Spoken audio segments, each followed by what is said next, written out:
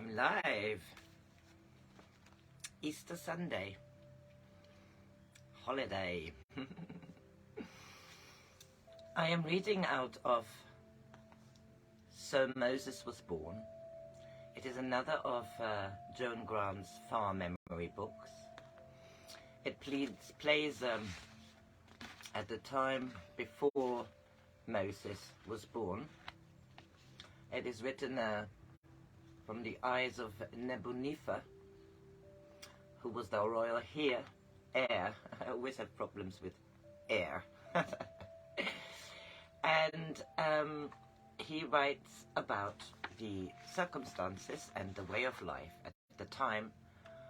The story of Moses is a familiar one. He was found in the bulrushes and brought up in the court of Egypt, which gave him the influence and power to set the Israelites free. Joan Grant enlarges the picture by depicting the events that lead up to the discovery of the baby Moses, convincingly portraying the man she believed was his father, Ramoses II, through the words of his reclusive half-brother, Nebunefer. We're here at the third reading, and it is called Sons of SETI. As I have already told you, I was not alarmed by Seti's illness, even when our departure from Thebes was again postponed. Tua told me that she had persuaded him to take a well-earned rest before continuing the progress. So, when he sent for me on the eve of his 39th birthday, I thought it was only so that I could hear what arrangements he wished to be made for the journey north. His bed had been moved to the window, but his face was in the shadow of the half-open shutters, which protected him from the direct rays of the sun that beat into the quiet room. He smiled at me and said, "To grow up in an environment where every reasonable desire is immediately granted and one has been taught not to demand the unreasonable is not a perfect defense against the heavy mace. It's not a perfect defense against the heavy mace of circumstance." I thought he wished to discourse on some aspect of rulership, a pleasure he often gave me when we were alone together, so I selected a comfortable chair and settled myself to listen. "Prepare yourself for the mace, my son, the mace being the news that I am dying."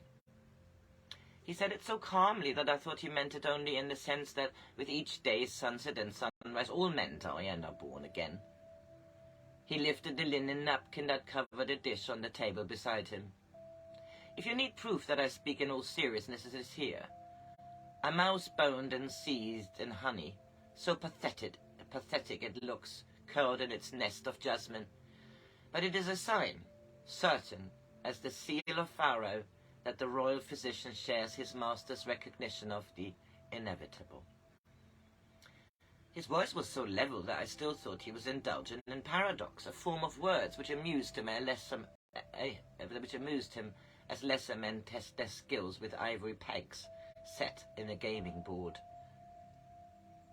"I shall not trouble you with the squalid details that have caused me to lift the siege which my soul has held in the citadel of my body. I find that even during one's last hours, one must still consider the usages of courtesy. Should I refuse to attempt this remedy, which only as a last resort would have been offered to Pharaoh? Or is it my duty to die with a mouse in my gullet, as so many village children have done?" He picked the mouse up by its tail that had been wrapped in a wisp of linen to protect the royal fingers. Only when he dropped it through the window did I realize how much it cost him to make even so small a physical effort. I felt a surge of grief pressed against my breastbone and the back of my eyes, but his quiet voice served as the dike which holds back flood water. "How gracious are the gods," he said, knowing that I would feel remorse if one of my last actions seemed ungrateful. "They have arranged for Haha, my favorite hunting cat, to seize what is to him a delectable morsel and swallow it in the shade of an oleander. He knew that I could not discipline my voice to answer him without betraying the grief and despair which held my body rigid. "Let me talk, Neb. It is good to be able to speak freely instead of having to clench my teeth against unseemly sound which would have showed that I suffered great pain." "Are you still in pain? Father, there must be something we can do. You can't die. I won't let you die." "I'm not running away from responsibility, Neb. Everything has been done which should be done. No one needs reproach himself that Pharaoh could have been kept alive. I need not even reproach myself. I no longer feel pain, but already my body seems less substantial than mist linen. I'm in the boat of millions of years. I belong to neither side of the river." I tried to hold back my tears. "Weep if you wish, my son. It is natural for us both to grieve a little, that soon we shall not be able to talk to each other. But do not weep for me when I'm dead. For who need weep for the dead unless the dead must weep because they dared not live?" He gently stroked my hand. "There is a pleasing aptness in dying at Thebes. Your grandfather died at Memphis, so I had to stand at the steering oar of his funerary barge for 17 days. I always hoped that my son would not have to repeat such an arduous performance. I've given instructions that my funeral shall be as simple as tradition permits. But Tua may insist on a public demonstration that her husband was not inconspicuous." I could not contain my hatred of Tua. "If she had made you happier, you would not be dying." "Can you blame her for insisting on the full measure of the bargain we made in our marriage? She knew, though of course I was not so cruel as to tell her, that I have never loved any woman except your mother. Can you blame me for being glad that I am so soon to be reunited with my heart?" "Couldn't you live just 2 or 3 more years until Sensen is quite strong again?" I was horrified at my selfishness, but I could not hold back the spate of words. "When I am Pharaoh, I shan't be able to look after Sensen if she's still ill. I might have to go out of Egypt with the army. Surely you could stay a little longer. You must understand, Father, you came home from Syria when Mother was ill, but I arrived too late, Neb. Do you love Sensen more than you love Egypt?" I thought that truth would be the last bitter arrow, but I dared not hold it back. "I love Sensen more than anything. Anything." He smiled. "I'm well content. Perhaps it is the most cherished wish of my father to know his dreams will be fulfilled in the lives of his children. I have been in turn the lover, the warrior, the administrator, the last 2 without the benison of the first having proved too difficult for me. That is why my body, which is wiser than I, has refused to support the role any longer." "Yet you expect me to be strong enough?" I thought that if I had made him angry, he might stop drifting away from me, but he was not angry. "Only during the last few days have I come to realize that Egypt will not demand the same sacrifice from you. I have 3 sons, Neb, who loves Sensen with his whole heart. In him I shall renew my youth. Kharaden, who as a vizier of the 2 lands will find full expression of his special talents. Even as a small child he enjoyed playing with tallies. All the wearisome details of administration will be of supreme interest to him. Egypt will never lack strong granaries or well-filled treasure rooms, and only dishonest officials will have cause to fear him." He sighed. "Poor Kharaden. I hope that he never knew how dull I found his conversation." "And what of Ramosis?" "You must not dislike him because he is Tua's son. He is also mine. He has a certain ruthlessness, which you and Kharaden lack, as I do. He will never allow Egypt to suffer because he wishes to believe that men are better than they are. Was he telling me that Ramoses was to be Pharaoh instead of me? Before I could ask him this urgent question, a blowfly came through the window and began to sip honey that had seeped from the mouse. Father spoke to me as though he had forgotten I was in the room.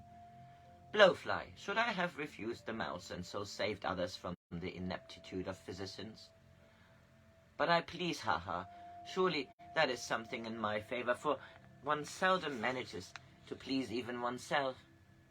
Am I becoming garrulous at the imminence of bodily decay, or wise because I find it curiously unimportant? The blowfly buzzed against the ceiling and then returned to settle on the royal forehead. How odd it is that I can still feel the delicate tread of your feet, yet I shall shortly be oblivious to the diligent excavations of embalmers. Instead of talking to you, I ought to summon my family and such scribes, priests and officials as are needful, and make an utterance suitable to the final audience of SETI the first. It is odd that I already think of myself as the first SETI, thereby flattering myself that some future pharaoh will take the same name. His eyes closed, and for a few moments he slept. The door opened, and the royal physician came softly into the room. He stood looking around at the slow rise and fall of the linen sheet that covered my father's chest. Then he noticed the mouse had gone and nodded to himself. The old remedies are best. I should have used them before. He spoke in a whisper, but I knew by the pressure of father's hand that he had heard. We must not wake him, he said in a low voice. The royal physician patted me on the shoulder. I have insisted on perfect quiet for him, but how long I shall be obeyed, I do not know. The queen is becoming annoyed that you have been with him so long. Tears glistened in his eyes. I still believe that he will recover, but his old voice sounded like a child, trying to pretend it is not afraid of nightmares. When he had left the room, I whispered, "We are alone now, Father." A bead of sweat trickled down his forehead, and I leaned forward to wipe it away. He opened his eyes and smiled. "You and Caradon and Ramoses, I think I have done all I could for the three of you. I have even tried to make some compensation to Tua. She was always resentful that I so seldom took her advice.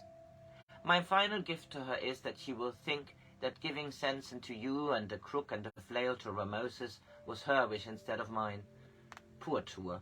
I must remember to say something kind to her before I die. Really kind, not just courteous words which hide sparse affection." I heard Tua's voice in the ante-room. "You must go now, my dear son," he said. "Tell her that I am asleep." Tua was standing by the window of the ante-room. She swung round to face me, and even if I had not known what she planned to do, I think the expression in her eyes would have warned me that she would no longer trouble to conceal her hostility. "How is he?" she demanded. "You stayed with him far too long. You must have tired him." She seized hold of my arm, her thin fingers cold as vulture's talon. "You had no right to stay with him so long." "I had the right of a son to obey his father's wishes. He is asleep, and does not wish to be disturbed by anyone." "What did he talk about? I insist that you tell me. It is my privilege to protect him from anxiety." "He spoke very little, and only of trivial matters. I did no more than watch beside him." She tried to conceal her relief by becoming conciliatory. "You must forgive me for appearing angry, Neb. I'm distraught. When he recovers, he will scold me for not being able to conceal my fear. Thank the Lord, that the gods will take him from me." Did she really believe there was still a chance that he would recover? "Is there anything I can do to help you?" I said. I nearly added, "to help you steal my throne for your son," and wondered how she would have reacted to my challenge. "Behave as though he were not dangerously ill. In spite of all my orders, a rumor must have reached the people, for there were crowds outside the palace this morning waiting for news. If he sees them from the window, he might feel it in his duty to send them a personal message of reassurance. But he is far too weak to waste his energy on such trivialities." Why could she not be honest enough to say that she guarded his failing vitality, hoping he would use it to declare her son as his successor? Does Ramoses know the truth? She looked at me intently before answering, but seemed reassured. Ramoses has not seen his father for several days. He's too young to conceal the emotion he would feel at knowing that not only he, but Egypt, may soon weep for the death of Pharaoh. I told him to spend the day in his sailing boat. I said it would reassure the people. I was right, for the crowds began to disperse soon after he left the landing step. She paused, and then said, rather too casually, "Neb, there is a way you could help. When Ramoses comes back, I told him not to stay out later than sunset. Could you and Sensen take his boat and sail downriver?" "Why downriver? If the wind drops, we could not get home against the current." "There are more villages downriver. You must be seen by as many people as possible. If the wind drops, and I'm sure it will not do so, then you can spend the night with Bakur, and I will send a chariot to fetch you in the morning." Would Bakur, whoever she may be, welcome unexpected guests? "Oh, no, do not be silly. Of course she would be most honored. Surely you remember her, the wife of the new captain of the bodyguard." "And your cousin, how courteous of me to forget her name." "I'm sure Sensen will find her most congenial. I will send her a message to expect you." "To expect us only if the wind drops." "Of course," she said, as though she were doing no more than making arrangements for the entertainment of a guest she wished to flatter. "You must forgive me if I leave you now. There's so much which needs my attention." "You are sure that you would not prefer me to stay here? I might be able to take some of the burden from your already overtaxed shoulders." "No," she said hastily. "You go with Sensen. Keeping the people happy has always been the first consideration of your father." It was easy enough to understand why Tua wanted us out of the way. Only those who preferred Ramoses to me would be allowed to approach Pharaoh. But did she intend to do so? But what did she intend to do if he died without naming his successor? Would she take the risk of inventing his final words? Yes, but she would not be believed if I could have been present, formally, to relinquish the title of royal here in front of my younger brother. I thought I could see her plan. When Pharaoh was beyond the power of speech, she would send for me. But Sensen and I would arrive too late to hear his deathbed declaration. If I agreed to her suggestion of spending the night in the house of Bakur, it would lull any suspicions she held. So why not agree? For Sensen's sake, I should have to learn how to give Tua cause to despise me. "Shall we wait at the landing steps for Ramoses?" I said. "Or would you prefer to send a message when his boat is available?" "I will send a message," she said quickly. "If you see Ramoses, he will question you about his father. I shall know better how to break the news to him." Was Ramoses already aware that he was to take my place? If I asked him, he might tell me the truth. Almost certainly he would not lie to Sensen. Tua was tapping the floor with her foot, the only sign she gave of her impatience for my departure. "You will send for me if there is any change in his condition?" "Of course," she said. "The royal physician expects to have no definite news for several days. Even if you spent the night at Bakur's, you could be here within an hour or two at most." As I passed through the room of the 60 pillars, I saw the captain of the bodyguard talking to Usamentu. The priest's shaven skull gleamed in the light that streamed down from the roof. His eyes under the wrinkled lids were hidden in the shadows of his jutting brow, but I knew he had seen me, though he turned away. Did he already know I had been deposed? Did Caradon know? I was in no mood to spare even belated sympathy for Caradon. Everyone knew his eyes were weak, but what excuse could I give for this terrible humiliation? I could never let Sensen know how I had relinquished the crook and flail for her sake. So I should have to pretend I was unaware of the malicious gossip, which would torment me like a swarm of sandflies until no one could be bothered to wonder why the Nebunefer had been denied his right to the throne. This is the end of Sons of Seti, and I finish this here because I do this chapter by chapter. The next one will come very soon. I'm in the mood.